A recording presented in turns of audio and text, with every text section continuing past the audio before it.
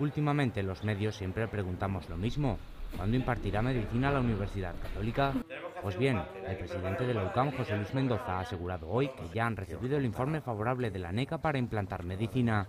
Y solo estamos pendientes de que el nuevo director general de Política Universitaria convoque a la comisión para dar el visto bueno para la implantación de medicina, si Dios quiere, para el próximo curso. Cerrado este capítulo, hasta el año que viene hay muchos otros proyectos educativos por los que ha apostado fuerte la Universidad Católica. Uno de ellos es la formación profesional. Van a cursar estudios de formación profesional, les vamos a dar unas materias complementarias que, superando estas materias complementarias, van a obtener un título propio universitario de técnico superior universitario en la rama correspondiente, más el título de ciclo formativo de grado superior que expide el Ministerio.